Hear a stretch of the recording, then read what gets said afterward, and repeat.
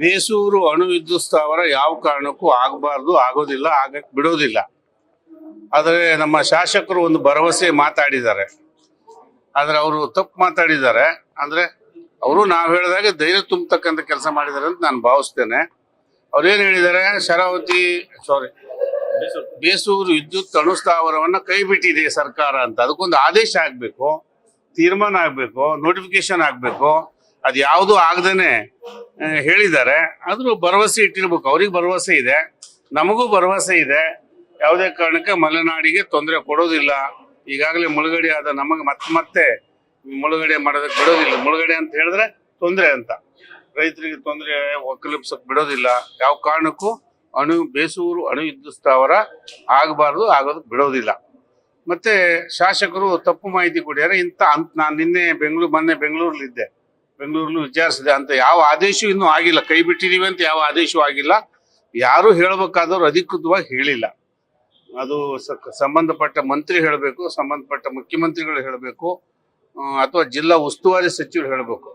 ನಮ್ಮ ದುರದೃಷ್ಟ ಜಿಲ್ಲಾ ಉಸ್ತುವಾರಿ ಸಚಿವರೇ ಇಲ್ಲ. ಒಂದು ತಿಂಗಳಾಯ್ತು ಸರ್ಕಾರಕ್ಕೆ. ನೋಡೋಣ, ಇನ್ನಾದರೂ ಮಾಡ್ತಾರಂತೆ ಎಕ್ಸ್ಪೆಕ್ಟ್ ಮಾಡ್ತೇವೆ ನಾವೆಲ್ಲ. ಯಾವ ಕಾರಣಕ್ಕೂ ಬೇಸೂರು ವಿದ್ಯುತ್ ಸ್ಥಾವರವನ್ನ ಮಾಡಬಾರ್ದು, ಅದಕ್ಕೆ ಕೂಡಲೇ ಆದೇಶವನ್ನು ರಾಜ್ಯ ಸರ್ಕಾರ ಹೊರಡಿಸ್ಬೇಕು ಅಂತೇಳಿ ಈ ಸಂದರ್ಭದಲ್ಲಿ ನಾನು ಒತ್ತಾಯ ಮಾಡ್ತೇನೆ. ಅದೇ ಗೊಂದಲ, ನಮ್ಮ ಜನರು ಗೊಂದಲದಲ್ಲಿ ಇದ್ದಾರೆ. ಶಾಸಕರೇ ಹೇಳಿದ್ದಾರೆ. ಶಾಸಕರು ಒಂದು ತಿಂಗಳಿಂದ ಅದೇ ಪ್ರಯತ್ನದಲ್ಲಿದ್ರು, ಇನ್ಯಾವ ಪ್ರಯತ್ನದಲ್ಲಿದ್ರು ಗೊತ್ತಿಲ್ಲ. ಹೊಸ ಸರ್ಕಾರ ಆದ್ಮೇಲೆ ಅದೇ ಪ್ರಯತ್ನದಲ್ಲಿದ್ರು. ಬೇಸೂರನ್ನು ತಡೆಯೋದೇ ಅವ್ರ ಉದ್ದೇಶ ಆಗಿತ್ತು ಅಂತ ನಾನು ಭಾವಿಸ್ತೇನೆ. ಹಾಗಾಗಿ ಅವ್ರು ಹೇಳಿದ್ದಾರೆ ಕೈ ಬಿಟ್ಟಿದೆ ಅಂತ. ಕೈ ಬಿಟ್ಟಿಲ್ಲ ಇನ್ನವರೆಗೆ. ಅಧಿಕೃತವಾಗಿ ಕೈ ಬಿಡಬೇಕು ಅಂತ ನಾನು ಒತ್ತಾಯ ಮಾಡ್ತೇನೆ. ಶರಾವತಿ ಪಂಪ್ ಸ್ಟೋರೇಜ್ ವಿಷಯದಲ್ಲಿ ಯಾವ ಕಾರಣಕ್ಕೂ ಅದು ಆಗಕ್ಕೆ ಬಿಡೋದಿಲ್ಲ, ಆಗೋದಿಲ್ಲ, ಆಗಬಾರ್ದು. ಅದು ಪರಿಸರ ಹಾಳಾಗ್ತದೆ, ಪರಿಸರ ನಾಶ ಆಗ್ತದೆ. ಅವ್ರು ಹೇಳ್ತಕ್ಕಂಥ 78 ಎಕರೆ 100 ಎಕರೆಯಲ್ಲಿ ಮಾಡ್ತೀವಿ ಅಂತ ಹೇಳ್ತಾರೆ. ಅದೆಲ್ಲ ಸುಳ್ಳು. ಆಯ್ತು, 400 ಎಕರೆಯಲ್ಲಿ ಮಾಡಿದ್ರು ನಮ್ದು ಅಬ್ಜೆಕ್ಷನ್ ಇಲ್ಲ. ಆದ್ರೆ ಅದು ದೊಡ್ಡ ಅನಾಹುತ ಆಗ್ತದೆ. ಅಲ್ಲಿ 100 ಎಕರೆ 400 ಎಕರೆ ಅಲ್ಲಿ ಪಂಪ್ ಸ್ಟೋರೇಜು ಬರೀ 78 ಎಕರೆ ಅಂತ ಮಂತ್ರಿಗಳು ಹೇಳಿದ್ದಾರೆ. ಚಾನಲ್ಲು, ಪೈಪ್ಲೈನು ಅಂತ. ಸುಳ್ಳು. ಅದೇನಂದ್ರೆ ಆ ಕಾಡಿಗೆ ಹೋಗ್ಬೇಕಾದ್ರೆ ರಸ್ತೆಗಳನ್ನ ಮಾಡಬೇಕು. ಅಷ್ಟು ದೊಡ್ಡ ಮಿಷನರಿ ಹೋಗ್ಬೇಕಾದ್ರೆ ರಸ್ತೆಗಳು, ಸೇತುವೆಗಳು ಎಲ್ಲ ಕಟ್ಟಬೇಕಾಗತ್ತೆ. ಮತ್ತು ಅದು ಅಭಯಾರಣ್ಯ, ಲಯನ್ ಟೈಲ್ ಮಕಾಕ್ ಅಂತ, ಸಿಂಹದ ಬಾಲದ ಸಿಂಗಳೀಕ ಅಭಯಾರಣ್ಯ. ಅದರಲ್ಲಿ ಒಂದು 200-300 ಎಕರೆಯಲ್ಲಿ 21,000 ಕೋಟಿ, 8,100 ಕೋಟಿ ಅಲ್ಲ, ಅದು ಮುಗಿಯೋ ಅಷ್ಟೊತ್ತಿಗೆ 21,000 ಕೋಟಿ ಆಗ್ತದೆ. ಅಷ್ಟು ದುಡ್ಡನ್ನು ಖರ್ಚು ಮಾಡ್ಲಿಕ್ಕೆ, ಸಿವಿಲ್ ವರ್ಕ್ ಮಾಡ್ಲಿಕ್ಕೆ ಎಷ್ಟು ಅನಾಹುತ ಮಾಡಬಹುದು ಇವರು. ನಾನೇ ಮಾಡ್ಲಿ, ಮತ್ತೊಬ್ಬನೇ ಮಾಡ್ಲಿ, ನಮ್ದೇ ಸರ್ಕಾರ ಇರ್ಲಿ, ಅವ್ರು ಮತ್ತೊಬ್ಬರದೇ ಸರ್ಕಾರ ಇರ್ಲಿ, ದೊಡ್ಡ ಅನಾಹುತ ಆಗ್ತದೆ. ಮಲೆನಾಡಿನ ನಮ್ ಕಡೆ ಹೇಳ್ತೀವಿ ನಾವು ಹಳ್ಳಿ ಭಾಷೆಯಲ್ಲಿ, ಹೊಂದಿ ಉತ್ತಂಗೆ ಉತ್ತೋದು ಅಂತ. ಎಲ್ಲ ಉತ್ತಿ ಹಾಕ್ಬಿಡ್ತಾರೆ ಆ ಏರಿಯಾನೆಲ್ಲ. ಹಾಗಾಗಿ ಪರಿಸರ ದೊಡ್ಡ ನಾಶ ಆಗ್ತದೆ. ಅದಷ್ಟೇ ಅಲ್ಲ, ಎಲ್ಲರೂ ಮುಚ್ಚಿಡ್ತಾ ಇದ್ದಾರೆ. 2,000 ಮೆಗಾವ್ಯಾಟ್ ವಿದ್ಯುತ್ ಅನ್ನ ಟ್ರಾನ್ಸ್ಫರ್ ಮಾಡಬೇಕು, ಟ್ರಾನ್ಸ್ಮಿಷನ್. ಅದು ಸಾಗಾಣಿಕೆ ಮಾಡ್ಲಿಕ್ಕೆ ಸುಮಾರು 6,000 ಎಕರೆ ಜಮೀನು ಹೋಗ್ತದೆ. ತುಮಕೂರುವರೆಗೆ ತಗೊಂಡೋಗ್ಬೇಕು. ಆ ಉತ್ಪತ್ತಿಯಾದ ವಿದ್ಯುತ್ ಸಾಗರದಲ್ಲೋ, ಸೊರಬದಲ್ಲೋ, ಶಿವಮೊಗ್ಗ ಜಿಲ್ಲೆಯಲ್ಲಿ ಏನು ಕನ್ಸಂಪ್ಷನ್ ಆಗಲ್ಲ. ಅದು ಕನ್ಸಂಪ್ಷನ್ ಆಗೋದು ತುಮಕೂರಿನಲ್ಲಿ ಮತ್ತು ಬೆಂಗಳೂರಿನಲ್ಲಿ. ಇದನ್ನ ಯಾಕೆ ಯಾರು ಹೇಳ್ತಾ ಇಲ್ಲ, ವಿವರಿಸ್ತಾ ಇಲ್ಲ, ಇವರು ಕೇಳ್ತಾ ಇಲ್ಲ. ಬರೀ 78 ಎಕರೆಯಲ್ಲಿ ಮಾಡ್ತೀವಿ, ಬರೀ 78 ಎಕರೆಯಲ್ಲಿ ಮಾಡ್ತೀವಿ, 100 ಎಕರೆಯಲ್ಲಿ ಮಾಡ್ತೀವಿ ಅಂತ ಹೇಳ್ತಾರೆ. ಇದು ಅಸಂಬದ್ಧ, ಯಾವ ಕಾರಣಕ್ಕೂ ಆಗಕ್ಕೆ ಬಿಡೋದಿಲ್ಲ. ಇನ್ನೊಂದು, ನಮ್ಮ ಶಾಸಕರು ಒಂದು ಅಸಂಬದ್ಧ ಹೋಲಿಕೆ ಕೊಡ್ತಾರೆ. ಹಂಗಾದ್ರೆ ನ್ಯಾಷನಲ್ ಹೈವೇ ಮಾಡುವಾಗ ಮರ ಹೋಗೋದಿಲ್ವೇ, ಮರ ತೆಗೆಯೋದಿಲ್ವೇ ಅಂತ. ಎಷ್ಟು ಅಸಂಬದ್ಧ ಮಾತದು. ಅದಕ್ಕೂ ಏನ್ ಸಂಬಂಧ? ಹೈವೇ ಮಾಡ್ಲೇಬೇಕು, ಹೈವೇ ಆಗ್ಲೇಬೇಕು. ವಿದ್ಯುತ್ ಬೇಕೇ ಬೇಕು. ವಿದ್ಯುತ್ ಅನ್ನು ಉತ್ಪತ್ತಿ ಮಾಡ್ಲಿಕ್ಕೆ ಬೇರೆ ಬೇರೆ ಸ್ಥಳದಲ್ಲಿ ಮಾಡ್ಬೋದು. ಹೈವೇನ ಬೇರೆ ಸ್ಥಳದಲ್ಲಿ ಮಾಡಕ್ ಬರೋದಿಲ್ಲ. ಅಷ್ಟು ಗೊತ್ತಿಲ್ಲದೆ ಯಾವ್ಯಾವ್ದೋ ಮಾತಿಗೆ ಯಾವ್ಯಾವ್ದೋ ಮಾತಾಡ್ತಾರೆ.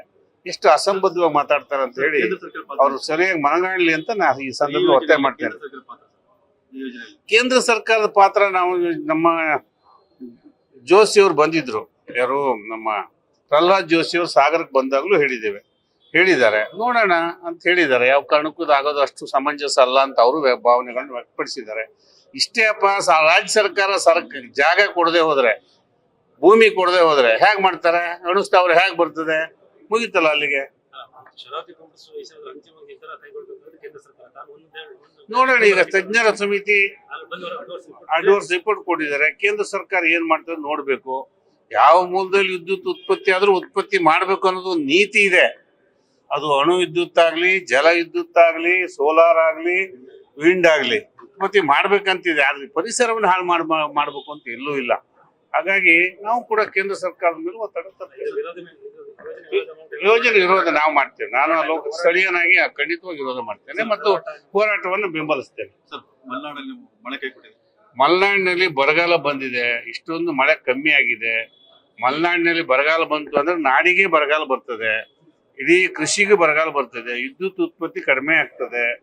ವಿದ್ಯುತ್ ಉತ್ಪತ್ತಿ ಅಂದ್ರೆ ಪುಕ್ಕಟೆ ವಿದ್ಯುತ್ ಉತ್ಪತ್ತಿ ಆಗೋದು, ಯಾವುದೇ ಇದಕ್ಕನ್ನು ಕೋಲು ಮತ್ತೊಂದು ಖರ್ಚಾಗಲ್ಲ, ಬರೀ ನೀರು ಖರ್ಚು ಮಾಡಿ ಉತ್ಪತ್ತಿ ಮಾಡೋ ಅಂತ ವಿದ್ಯುತ್ ಅಂದ್ರೆ ಸುಮಾರು 50 ಪೈಸೆ ಒಳಗೆ ಒಂದು ಯೂನಿಟ್ ತಯಾರಾಗ್ತದೆ, ಅಂಥದ್ದು ಕಮ್ಮಿ ಆಗ್ತದೆ. ಹೀಗೆ ಹಿಂದೊಬ್ರು ನಮ್ಮ DC ಇದ್ರು, ಲಕ್ಷ್ಮೀನಾರಾಯಣ ಅಂತ, ನಿಮ್ಗೆಲ್ಲ ಚಿರಪರಿಚಿದ್ರು.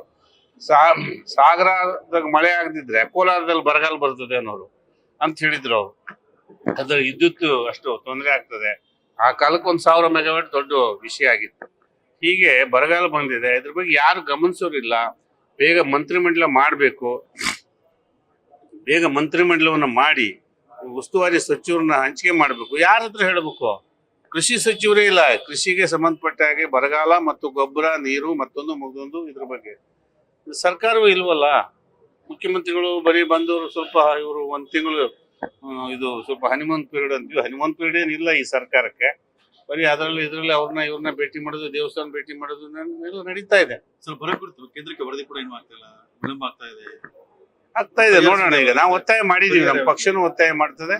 ಬರನ ತೀವ್ರವಾಗಿ ಪರಿಗಣಿಸಬೇಕು ಮತ್ತು ಇದಕ್ಕೆ ಸಂಬಂಧಪಟ್ಟ ರಿಪೋರ್ಟ್ಸ್ ಕೇಂದ್ರಕ್ಕೂ ಕಳಿಸ್ಬೇಕು. ಇವರು ಕೂಡ ಸಮರೋಪಾದಿಯಲ್ಲಿ ಕ್ರಮ ಕೈಗೊಳ್ಬೇಕು, ಪೂರಕವಾದ ವ್ಯವಸ್ಥೆಗಳನ್ನ ತಯಾರಿ ಮಾಡ್ಕೋಬೇಕು ಅಂತ ನಾನು ಸರ್ಕಾರಕ್ಕೆ ಒತ್ತಾಯ ಮಾಡ್ತೇನೆ.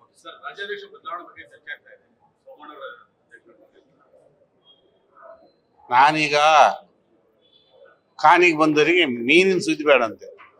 ಖಾನಿಗೆ ಮೀನ್ ಸಿಗುತ್ತಾ? ಹಂಗೆ ನಾನು ಈಗ ಏನಕ್ಕೋ ಬಂದೆ, ತಡ ಆಯ್ತು. ನಮ್ದು ಇದಕ್ಕೆ ಬಂದೆ, ನಮ್ಮ ಹಿಂದುಳಿದ ವರ್ಗದ ಒಂದು ವರದಿ ಬಗ್ಗೆ ಮಾತಾಡ್ಬೇಕು ಅಂತ ಬಂದೆ. ಈಗಾಗಲೇ ನಮ್ಮ ಅಧ್ಯಕ್ಷರು ಮಾತಾಡಿದ್ದಾರೆ, ಅದ್ರ ಬಗ್ಗೆ ಪೂರ್ಣ ವಿವರಗಳು ತಮಗೂ ಎಲ್ಲ ಇದೆ. ಹಾಗಾಗಿ ಪಕ್ಷದ ವಿಷಯ ಇವತ್ತು ನಾನೇನು ಮಾತಾಡೋದು ಮಾಡ್ತೇವೆ. ನಾವು ಪಕ್ಷದಿಂದ ಅಧ್ಯಯನ ಮಾಡೋದು ಅದೆಲ್ಲ ಕ್ರಮ ನಾವು ಕೆಲಸ ಮಾಡ್ತೀವಿ, ಪ್ರವಾಸ ಮಾಡ್ತೀವಿ, ಎಲ್ಲ ಆಫೀಸ್ ಬೇರೆಯವರು ಮಾಡ್ತೀವಿ, ನಮ್ಮ ಅಧ್ಯಕ್ಷರು ಮಾಡ್ತಾರೆ, ಸಮಿತಿಗಳ ರಚನೆ ಮಾಡ್ತಾರೆ. ಅದಕ್ಕೆಲ್ಲ ನಮ್ದೇ ಆದ ಕ್ರಮಗಳಿದಾವೆ, ಅದನ್ನ ಮಾಡ್ತೀವಿ. ನಮಸ್ಕಾರ ಸರ್.